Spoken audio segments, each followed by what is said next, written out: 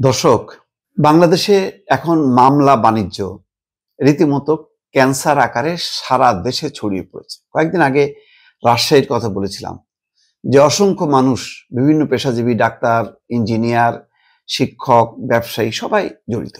তো এক একটা জেলায় এক এক রকম চিত্র, কিন্তু মামলা আছে এবং এটাই হচ্ছে এখন সবচেয়ে বড় বাণিজ্য, সবচেয়ে আতঙ্কের একটি বিষয়।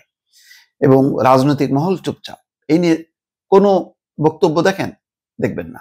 সরকার মাঝে মধ্যে বলছে যে না, এটা পুলিশকে নির্দেশ দেওয়া হয়েছে যাতে এই ধরনের মামলা না হয়, এই ধরনের মামলায় আবার গ্রেপ্তারও যাতে না হয়, যাচাই বাছাই করে গ্রেপ্তার করা হবে, কিন্তু কাজের কাজ কিছু হচ্ছে না। বাণিজ্য কিন্তু চলছে।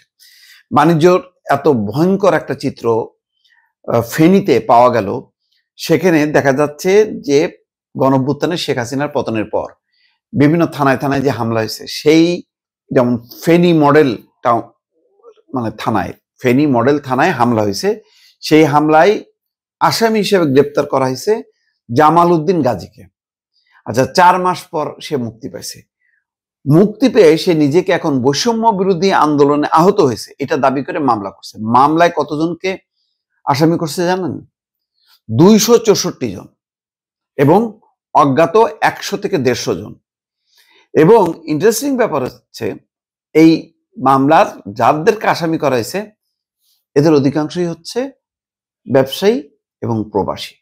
যেহেতু ফেনী, ওই নোয়াখালী, নোয়াখালীতে প্রচুর মানুষ বিদেশে থাকে, সুতরাং টার্গেট হলো এই যে ব্যবসায়ী আর প্রবাসী এদেরকে যুক্ত করলে ওরা মামলা থেকে নিষ্কৃতি পাওয়ার জন্য টাকা ঢালবে বা টাকা খরচ করবে। টাকা খরচ করার সামর্থ্য আছে, এটা বুঝেই তাদেরকে টার্গেট করে মামলা করা হচ্ছে, এবং সেটা পুলিশ আবার নিচ্ছেও, আমলে নিচ্ছে।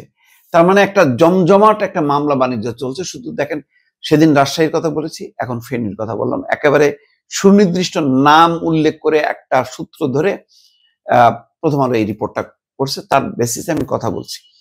বারবার বলছি যে এই মামলা বাণিজ্যের মধ্য দিয়ে সারা দেশে একদম যেভাবে ক্যান্সার আকারে ছড়ায় পড়ছে, এতে পুরো গণঅভ্যুত্থানের চেতনাটা নষ্ট হয়েছে।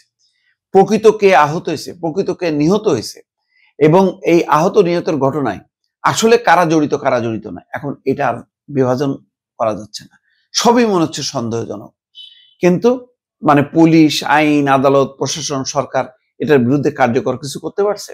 কিছু করতে পারেনি, বরং এটা দিয়েই চলতেছে জমজমাট বাণিজ্য।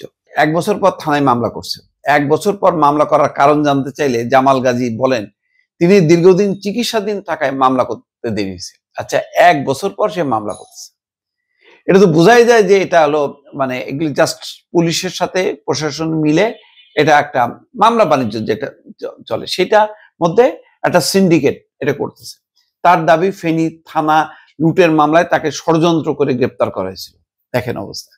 জামাল গাজী ফেনী জেলা যুব দলের সাবেক সদস্য এবং ছাগলনাইয়া উপজেলা যুব দলের যুগ্ম আহ্বায়ক, পেশায় ক্ষুদ্র ব্যবসায়ী। তার দেওয়া এজাহারে আসামি হিসেবে গণঅভ্যুত্থানে অন্যান্য মামলার মতো শুরুতে ফেনী জেলা আওয়ামী লীগের শীর্ষ নেতাদের নাম দেন। এরপর বিএনপি, জামাত, জাতীয় পার্টি, জাসদ সহ বিভিন্ন দলের নিম্ন সারির নেতাদের পাশাপাশি ব্যবসায়ী এবং প্রবাসীদের নাম যুক্ত করছে। মানে ধরেন, এখন অসংখ্য মানুষ ওই জামাল গাজীর কাছে যাবে, বলবে ভাই আমি তো নাই, আমার নামটা বাদ দেন। দে, টাকা দে, নাম বাদ দিচ্ছি। এটা কি মানে সরকার, থানা, পুলিশ বুঝতে পারতেছে না এই মামলা ধরুন 1 বছর পর মামলা হয়? এইভাবে সারা দেশে এই কাজ চলছে এবং রাজনৈতিক নেতা কর্মীরা জড়িত। এই যে জামাল গাজী ওই অঞ্চলে বিএনপির যে ক্ষতিটা করলো, এই ক্ষতি পূরণ করতে পারবে? প্রশ্ন রাখলাম। বিএনপিও যাতে গুরুত্বের সাথে এটা তদন্ত করে। দর্শক ভালো থাকবেন, আল্লাহ হাফেজ।